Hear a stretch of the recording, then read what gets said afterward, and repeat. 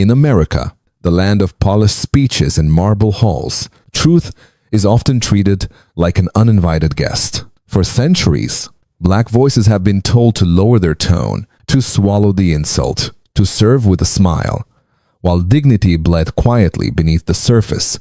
But one afternoon in South Dallas, inside a roadside diner where the smell of grease clung to the air and cracked vinyl held the weight of 1,000 tired workers, something extraordinary happened. A woman without a title, without a podium, without protection, decided she would not be silent. Her name was Keisha Monroe.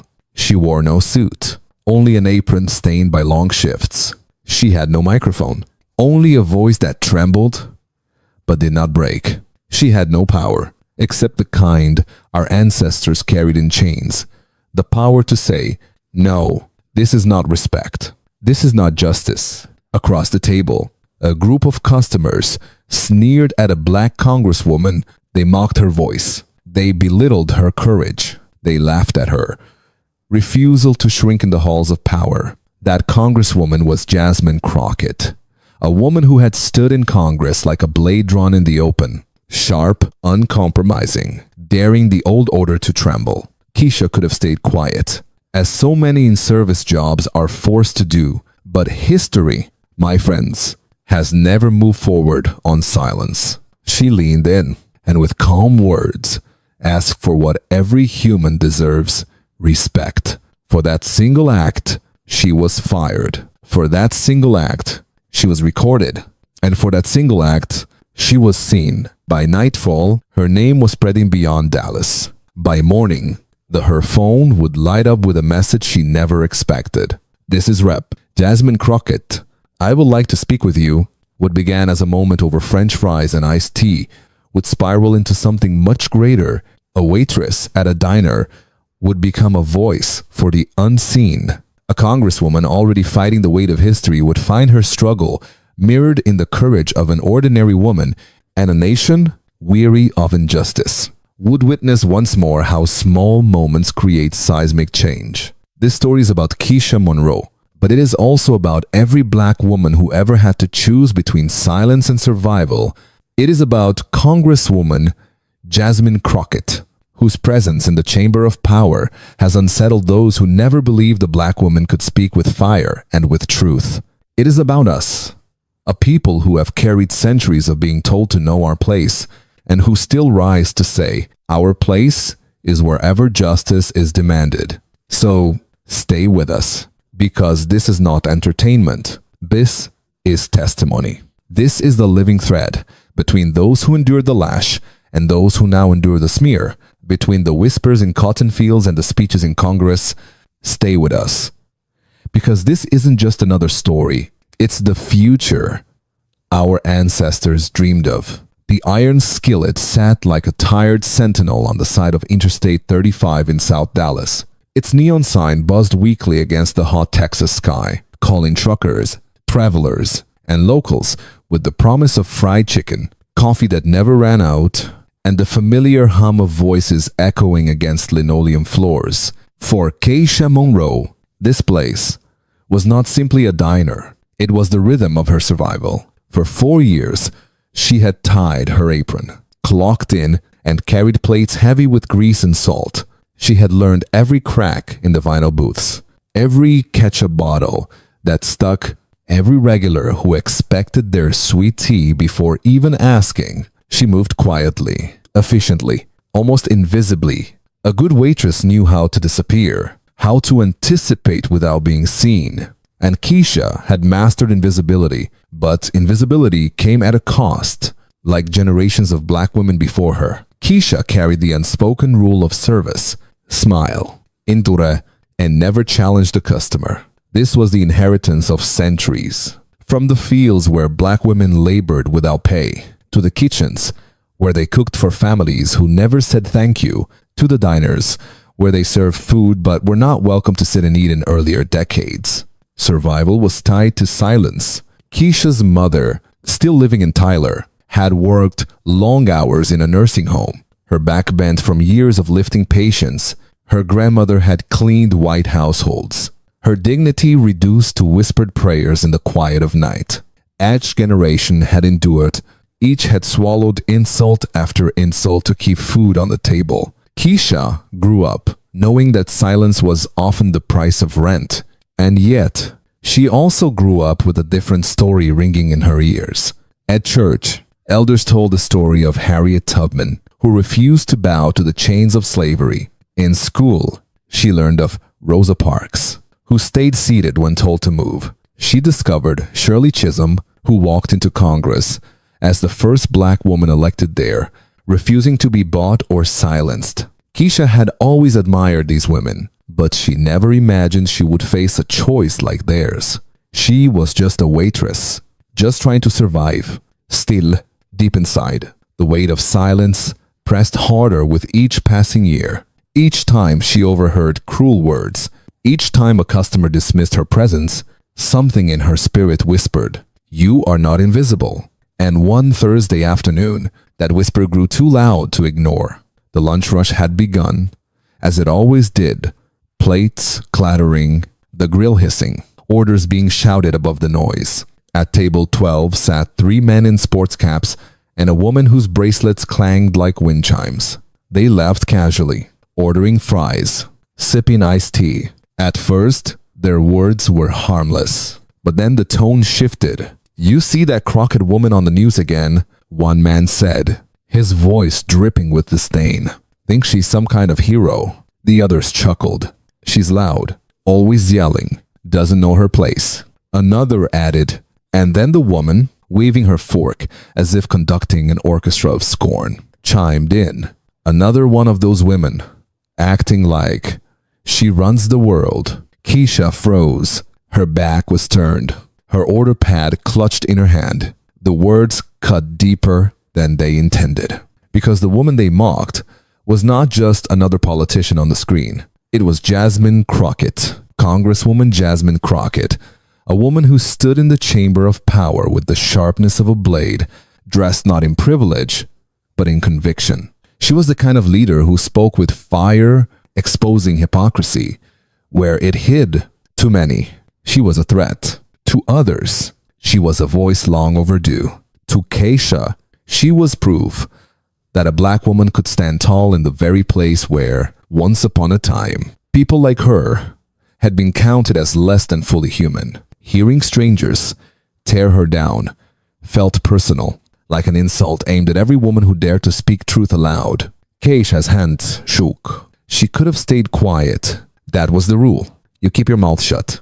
You keep your shift. You swallow the disrespect and you get to pay rent. That was the way of service.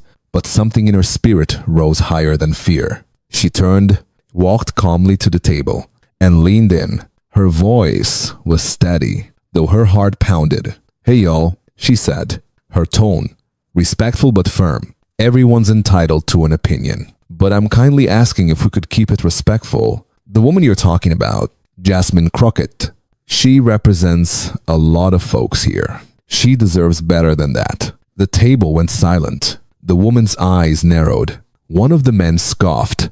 They muttered about paying customers and politics. But Keisha had said her piece. She walked away, hands trembling, knowing she had crossed the line that workers are never meant to cross. She had defended dignity over dollars. Within minutes, her manager pulled her aside. There was no sympathy, only the corporate logic of customer first. She was dismissed. Apron untied. Job gone. 4 years of labor erased in less than 10 minutes. Keisha left the diner in the blazing Texas sun, the noise of the highway rushing past her. Her phone buzzed with missed calls from her landlord. She sat on a bus bench, staring at cars, wondering how she would survive without this job. Rent was due in 6 days. She had $42 in her account. What she did not know, as the afternoon heat pressed down on her, was that someone had been recording. What she did not know was that her trembling but steady words had already begun their journey across social media. What she did not know was that by sunrise, she would no longer be invisible. History has always asked ordinary people the same question. Will you stay silent? Or will you speak? In Montgomery, Rosa Parks answered, In Congress, Shirley Chisholm answered, and on an unremarkable Thursday afternoon in a Dallas diner, Keisha Monroe answered too. And with that answer, her life. And perhaps something far larger began to change. The bus ride home that Thursday felt longer than ever before. Keisha Monroe sat pressed against the window, her apron folded tightly in her lap, as though it might still keep her job alive. But the truth was final. She had been dismissed. Effective. Immediately. The streets of South Dallas rolled by in a blur of concrete and exhaust fumes, yet she barely noticed them. All she could think about was the conversation near the walk-in fridge, her manager's voice cold, unyielding. "We are customer first here, always. You made them uncomfortable." The words replayed in her mind like a cruel chant. It did not matter that she had spoken calmly. It did not matter that she had simply asked for respect. What mattered, in the unforgiving world of low-wage service, was that she had dared to value dignity over silence. And for that, she paid the price. Her one-bedroom apartment greeted her with the smell of old carpet and the low hum of the fridge. Rent was $845, due in less than a week. She opened her banking app, saw the number 42.87, and felt her stomach drop. The last of her overtime pay had gone to fix a tire blowout. There was nothing left to cushion the fall. She called her sister, Camille, and explained everything. Her voice was flat, stripped of emotion, yet heavy with despair. Camille's reply was gentle, almost weary. "Girl, people don't like being told to be decent, especially not by us." The words were true. Keisha knew it. Still, she felt the sting of injustice. "I am tired of swallowing it every time," she whispered, pressing her head against the kitchen cabinet. Like we are not allowed to have boundaries. That night, she scrolled through job boards until her eyes burned. Each listing wanted references, resumes, clean records. She had all that. What she did not have was the strength to start again from nothing. Sleep came late, heavy with worry, and when it finally did, it brought no peace. Morning arrived with habit. By 6:30, her body pulled her from bed as if she still had a shift to attend. She made instant coffee, bitter without cream or sugar, and sat on the edge of her mattress. Her phone buzzed, one notification after another.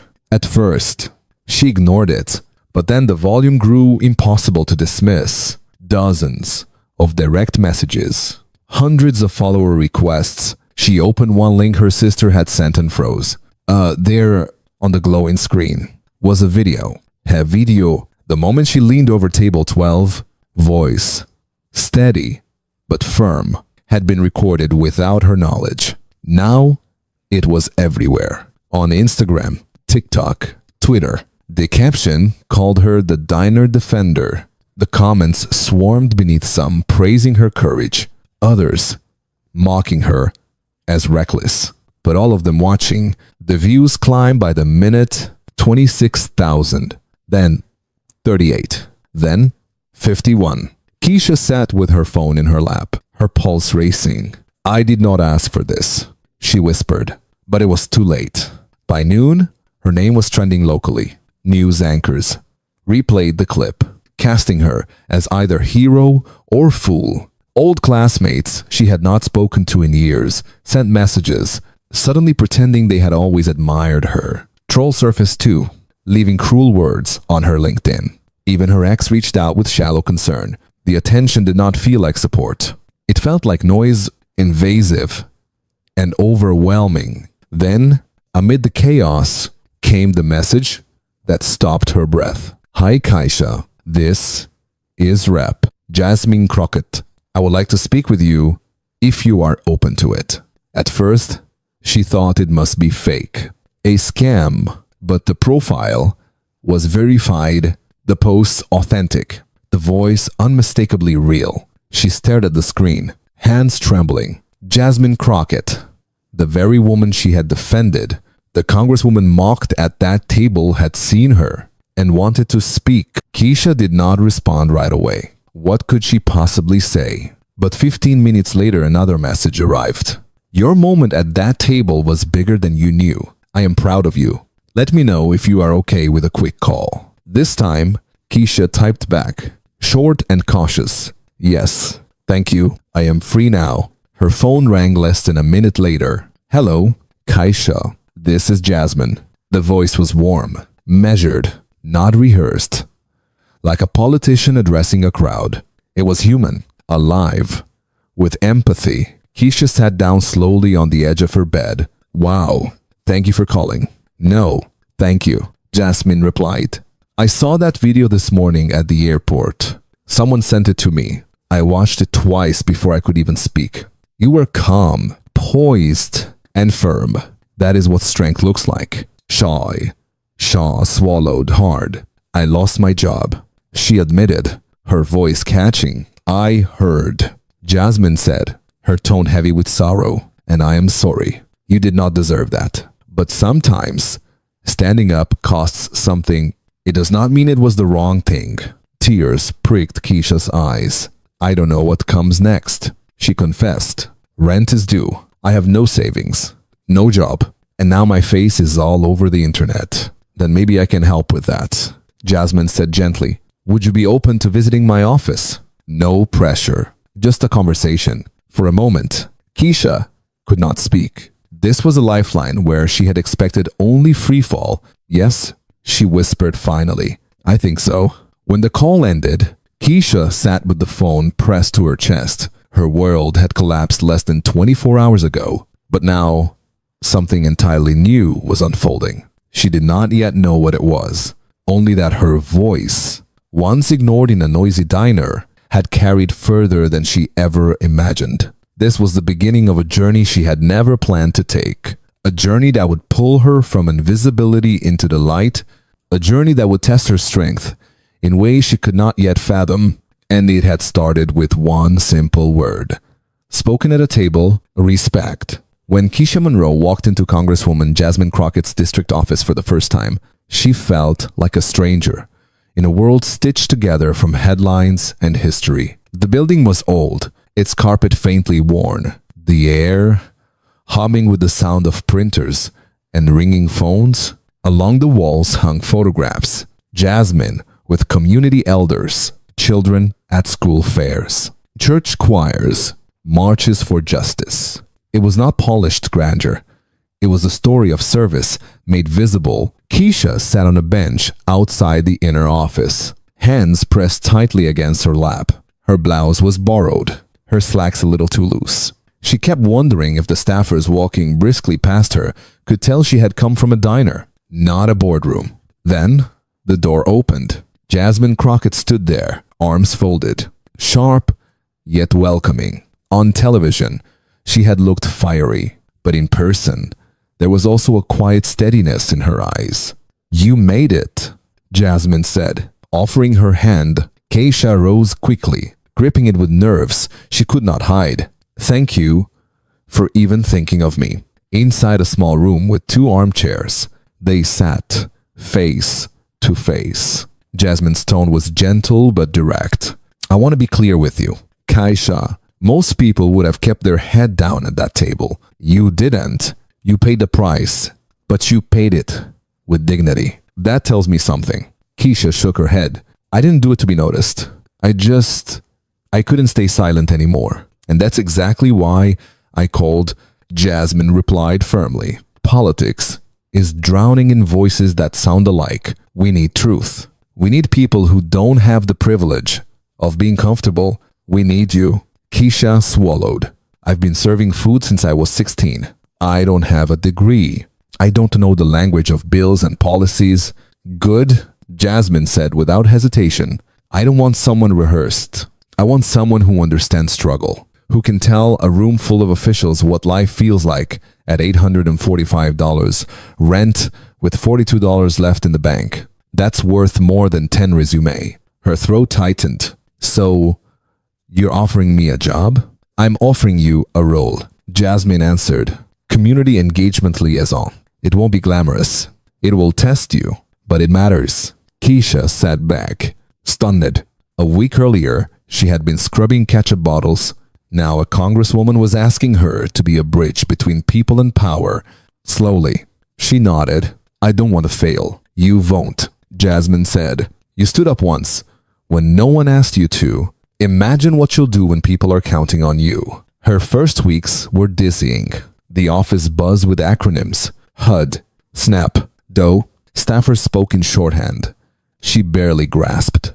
Each morning she sat at her desk with a notepad, scribbling words to Google later.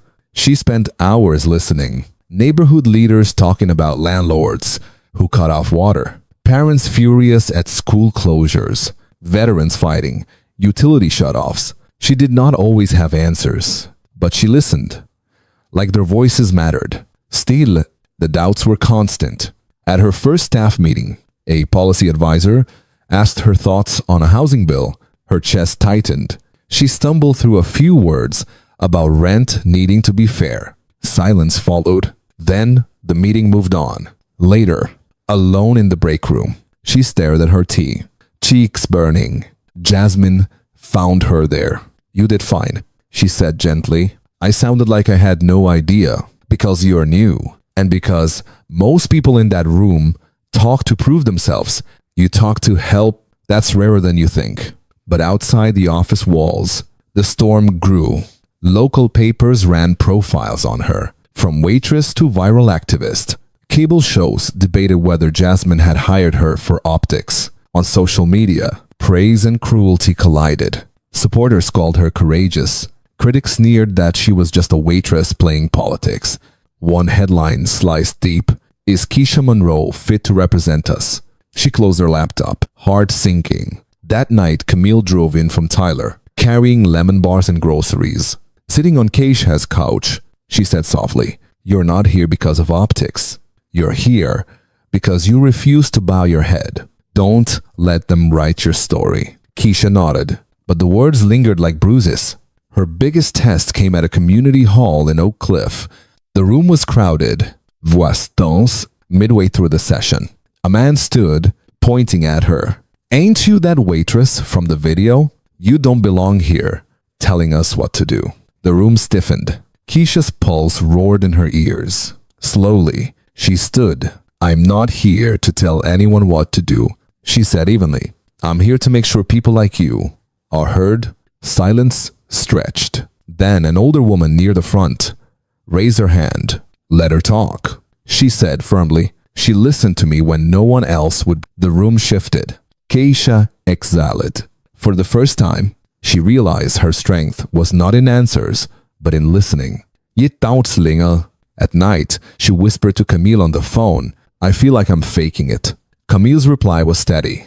We all feel like that, even the ones in charge. But you're not here by accident. You're here because you stood when it mattered. By her 6th week, Jasmine asked her to co-lead a press conference. Keisha's stomach dropped. Me? You?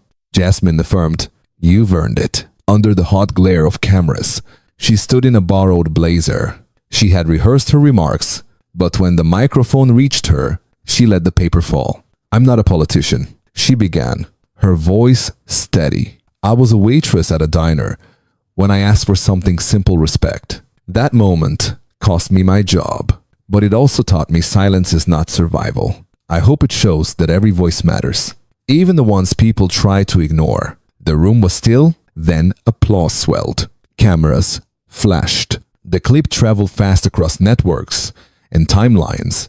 Some praised her courage, others sneered louder, but something undeniable had happened. Keisha Monroe was no longer invisible. She had entered a battlefield where words cut sharper than knives, where dignity was questioned like a commodity. And though she stood tall that day, she knew storms still circled ahead, because in politics, the first strike of courage is never the last.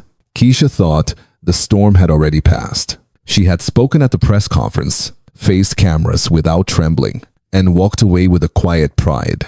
But politics, she was learning, did not forgive or forget. It circled back, sharp and relentless, testing every seam of resolve. 3 days later, the article appeared, its headline cut like a blade. From waitress to mouthpiece. Is Keisha Monroe really qualified to represent us? The words glared at her from the laptop screen. Black letters against white. Cruel in their simplicity. She read it once. Then again, unable to pull her eyes away. The writer had not quoted her. Instead, he dismantled her existence with sentences that dripped condescension. He listed her lack of a degree, her years in food service, even mocking the way she dressed. One paragraph claimed that Jasmine Crockett had plucked her from obscurity as a publicity stunt. Optics over substance. It said, Keisha closed the laptop, pressing her palms to her eyes. She did not cry, but she felt hollow, as though someone had reached inside and scooped out the fragile confidence she had built. She knew the world could be cruel, but to see her life twisted into a weapon, it burned deeper than she imagined. That night, Camille Colt, you saw it, didn't you? I did, Keisha whispered. Then hear me. That man never supported Crockett, never supported women like us. He makes a living tearing people down. Don't you let him write your story. I'm trying not to care, Keisha said flatly. But I do. Of course you do. You're human. But don't confuse noise with truth. Keisha hung up, but the sting remained. The next morning at the office, no one mentioned the article, but she could feel it. In the glances, the cautious smiles, the too quick reassurances. Jasmine stopped by her desk in the afternoon. Walk with me, she said. They stepped outside into the Texas heat. Jasmine spoke quietly. When I first ran, people told me to smile more, talk less, said I'd win if I softened myself. Do you know what I told them? What? That sharp women cut through noise. Jasmine's eyes held steady. Stay sharp, Keisha. Don't dim yourself just because others can't handle the glare. The words steadied her. But the battlefield grew wider. Online, strangers dissected her as though she were a product. Some praised her courage. Others sneered that she was unfit. Old classmates surfaced, pretending they had always supported her. Even her ex tried to slip back into her messages, asking if she was doing good. It was noise, relentless and consuming. Then came the students. A group of high schoolers arrived for a civic engagement session. They had seen the viral clip, followed the debates, and were buzzing with questions. One girl asked, "How did you not lose your temper at that table?" Keisha smiled faintly. I never said I didn't want to, but strength isn't about exploding. Sometimes it's staying calm when everything in you wants to fight back. Another student, a boy in a green hoodie, raised his hand. How do you deal with people hating you for just doing the right thing? Keisha paused, choosing her words carefully. I remind myself that not everything true is popular, and not everything popular is right. Some people talk loud because they're scared. I don't fight their noise with more noise. I just keep walking. The students nodded, some scribbling in notebooks. For the first time since the article, Keisha felt her chest loosen. Maybe she could still stand tall, but politics does not wait for wounds to heal. A week later, Jasmine's team prepared for a major town hall in San Antonio. It was larger than anything Keisha had faced. Hundreds of chairs, media presence, even a few state officials. Jasmine pulled her aside beforehand. I want you on stage with me. Don't hold back. The hall filled quickly, a restless energy in the air. As the program began, Jasmine spoke first, her voice commanding and sure. Then she turned to Keisha. Keisha, would you share your journey? Keisha stood, the lights hot against her face. She gripped the podium. For a moment, fear clawed at her throat. Then she remembered Camille's voice. Don't let them write your story. I used to think the only power I had was being polite. She began, her words deliberate. Smile at customers. Keep my head down. Survive. That was the job. That was life. But one day, I heard something that wasn't right. And I chose not to stay silent. It cost me my job, but I didn't lose who I was. The room quieted. She continued, I never planned to work in an office, give interviews, or stand at a podium. I just wanted to pay my rent and take care of my cat.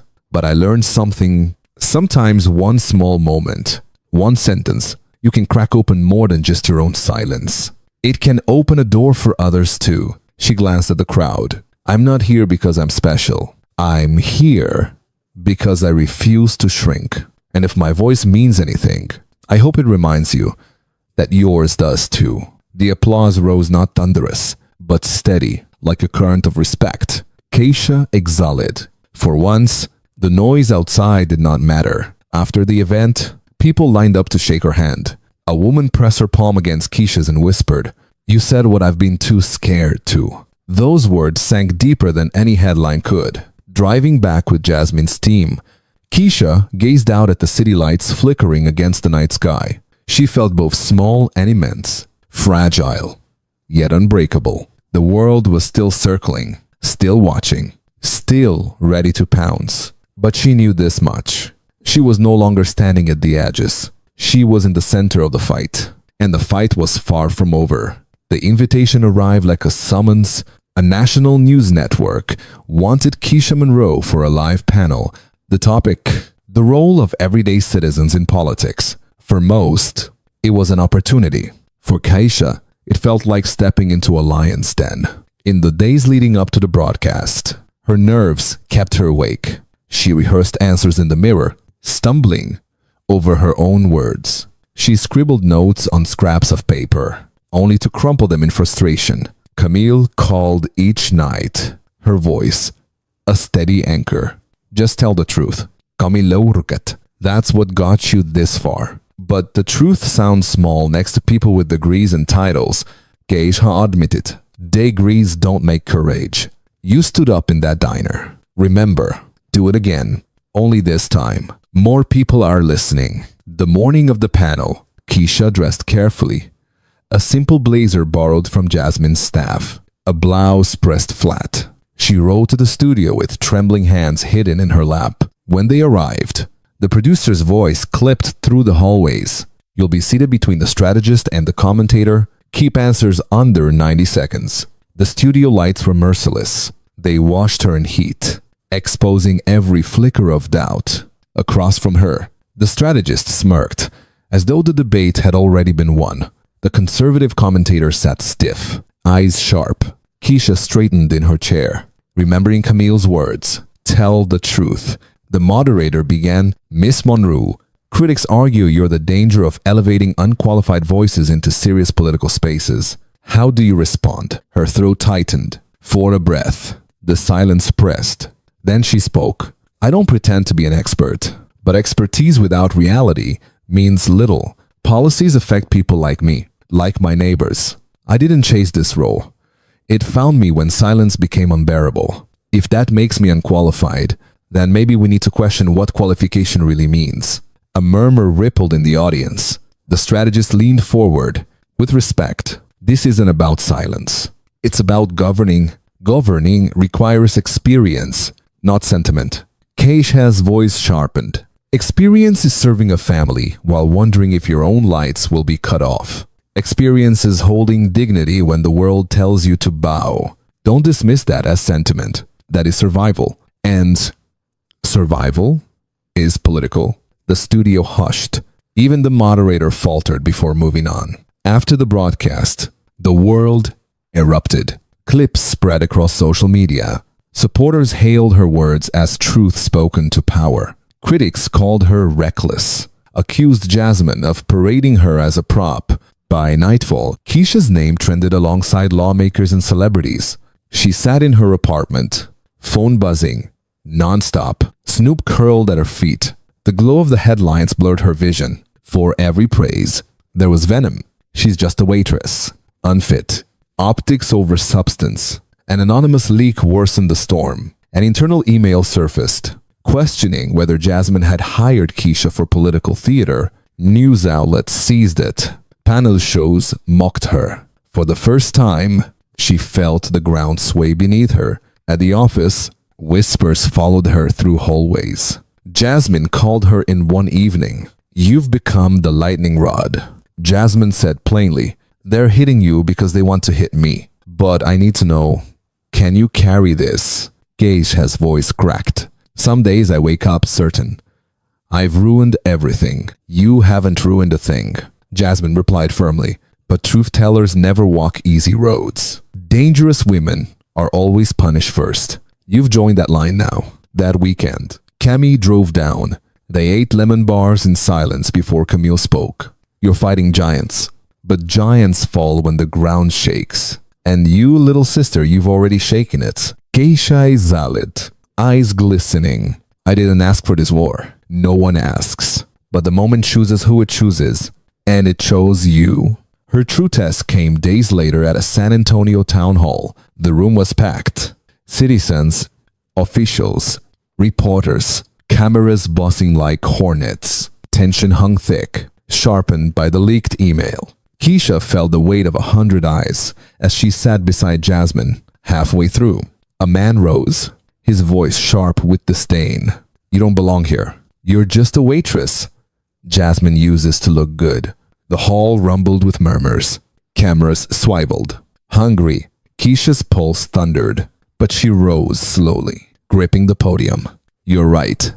About one thing, she began. Steady, but strong. I was a waitress. I scrubbed tables, counted tips that barely paid rent. But don't confuse where I've been with what I'm capable of. Dignity doesn't vanish with a uniform. Respect isn't reserved for the powerful. If my voice doesn't belong, then maybe you've forgotten. Every policy debated here shapes lives like mine. And I will not apologize for standing here. For a moment, silence. Then, an older woman near the front stood and clapped. Slowly, others followed until the hall swelled with applause. The man sat, silenced not by argument, but by the truth. He could not smother. Keisha's hands trembled. Yet her gaze stayed firm. For the first time, she did not feel like an outsider in politics. She felt like a rightful voice. Driving home that night, city lights streaking past, she whispered to herself, I belong. But even as she claimed that truth, she knew the battle was far from over. The higher she rose, the harder the world would try to drag her back down. And the fiercest storm was still gathering on the horizon. The applause from the San Antonio town hall lingered like an aftertaste of victory, yet Keisha Monroe knew it was not the end. Applause fades, headlines turn, and battles never wait long before they find you again. The days following the town hall were restless. Keisha's face appeared on morning shows. Her words replayed on loop. Dignity doesn't vanish with a uniform. Supporters called her brave. Critics called her reckless. And in between, Keisha sat on the edge of her bed each night, staring at her phone, wondering which version of herself the world would believe. The leaked email still haunted the conversation. Columnists twisted her every move into evidence that she was a political prop. A late-night host joked about the waitress who thinks she runs Washington. Keisha laughed bitterly at the clip, then shut the screen. It stung not because the joke was sharp, but because it reduced her to a punchline. One evening, overwhelmed, she closed the laptop and sat in silence. Snoop jumped into her lap, purring, as though to remind her that in this small apartment, away from cameras, she was still simply Keisha. She whispered to the quiet, Why me? Why now? The phone buzzed. Camille again, don't let their noise eat you alive. Her sister said firmly, Remember, you didn't step into this to be liked. You stepped in because you couldn't swallow disrespect anymore. Keisha breathed deeply. But Camille, every day, feels heavier. What if I'm not strong enough? Her sister paused. Strength isn't never breaking. It's breaking and still choosing to stand. That thought stayed with her. A week later, Jasmine called her into the office. We're launching a listening campaign across Dallas, she explained. Housing, healthcare, education. We need rough stories, and I want you leading it. Keisha's eyes widened. Me? After all this backlash? Exactly because of the backlash. Jasmine replied, when they doubt you, show them why they should not. And so Keisha found herself in living rooms where ceilings sagged with damp, in school auditoriums that smelled of chalk and sweat, in clinics where mothers rocked feverish children as they waited, She listened, notebook always in hand. She heard the weariness of single fathers, the frustration of unemployed youth, the quiet dignity of elders who had seen too much broken promise. Each night, she returned home drained, sometimes crying in the shower, so no one would see. It feels endless, she admitted to Camille one night. Every story is another weight on my chest. You're not supposed to carry the mountain, Camille answered softly. You're supposed to show the world. The mountain exists. That distinction mattered. It gave her enough breath to keep walking. By spring, Keisha compiled pages upon pages of testimony. She crafted them into a report with Jasmine's team, a document that carried not statistics alone, but names, voix, faces. When they unveiled it at a press conference, cameras captured something rare. Policy, not shaped by lobbyists, but by people. But transformation is not measured in headlines. It revealed itself in quieter ways. One afternoon, during a listening session, an older man recognized her. He had been at the diner months before. Seated a few booths away during the confrontation, he approached slowly, hat in hand. I was there the day you spoke up, he said. I didn't say nothing then, but seeing you now made me think maybe I should have. Thank you for not keeping quiet. The words stunned her. For months, she had replayed that diner scene as the moment that destroyed her old life. Now it felt like the seed of something larger, something still growing. Ava in politics' sharpest corners, Keisha began to find her footing. She learned to walk into meetings with suited officials and not shrink. She learned that silence could be powerful when chosen, not imposed. She learned that leadership wasn't about having all the answers, but about holding space for others to speak. Her biggest challenge came when a national newspaper invited her to write an op-ed. At first, the blinking cursor mocked her. She typed and erased for nights, convinced she had nothing worthy to say. Finally, when quiet dawned, the words poured out. I was a waitress who asked for respect. That choice cost me my job, but it gave me a voice. I do not claim expertise, only experience the kind too often ignored. If my journey proves anything, it is that dignity belongs to us all, and every voice, no matter how small, has the power to shake the room. When published, the piece spread far beyond Dallas. Teachers used it in classrooms. Community centers printed copies. Strangers mailed her letters saying, "You put into words what I've lived." Months later, she returned to the iron skillet. Not as a worker, not even as a customer slipping in unnoticed, but as a guest speaker, invited by a local advocacy group, the same vinyl booths, the same smell of grease and coffee. Greg, her old manager, stood in the back, arms folded. Keisha stepped to the small podium. Sometimes the right choice costs you everything you thought you needed.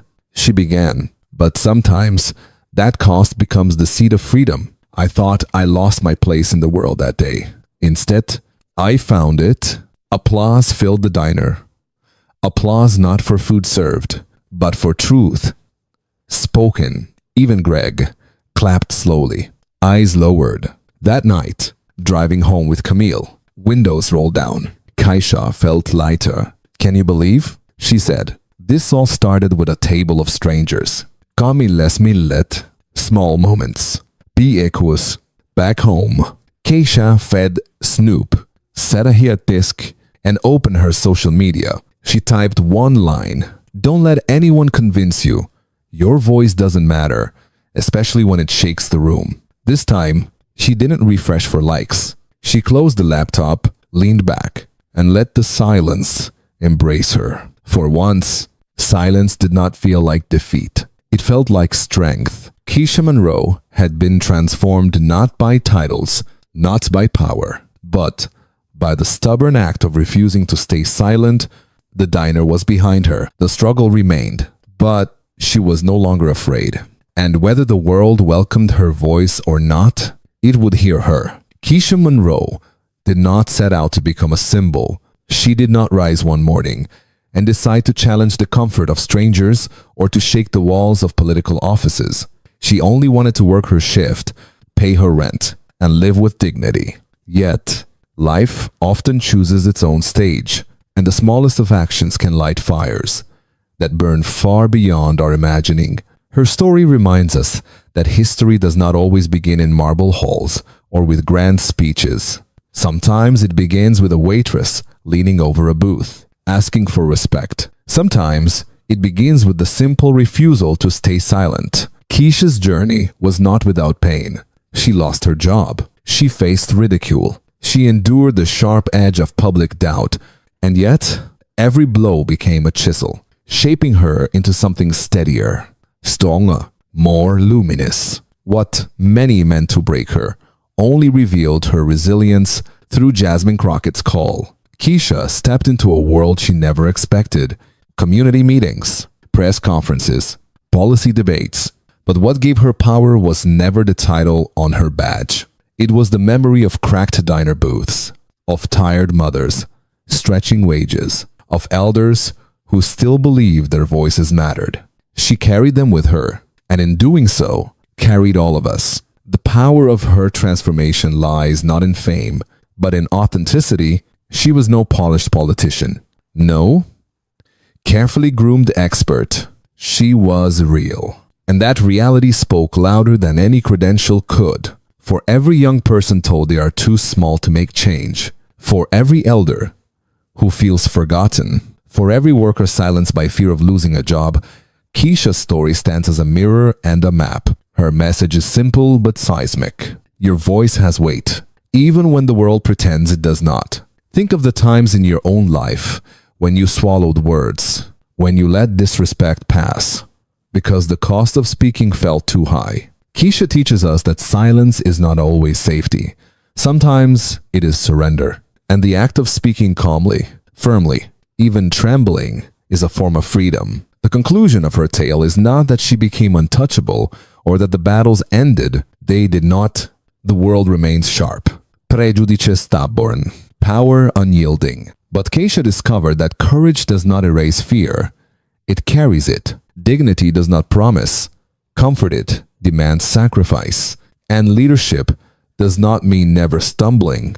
It means rising again and again, with eyes still set on justice. Today, when she says, "Don't let anyone convince you, your voice doesn't matter," especially when it shakes the room. It is not a slogan. It is the hard-won truth of someone who has paid the price and found it worth paying. And so the question turns to us, the listeners, the watchers, the ones who have traveled this story with her. What tables will we sit at? What conversations will we overhear? What silences will we choose to break? Because if a single sentence from a diner in South Dallas could ripple into a movement, then what might your words awaken? If Keisha, once dismissed as just a waitress, could stand and be heard, then what excuse remains for the rest of us? Her journey closes here, but the echo continues. The diner is behind her. The struggle is still before us all. And her story, ordinary, extraordinary, inseparable from ours, reminds us of one enduring truth. Small voices, when spoken with courage, can move the world.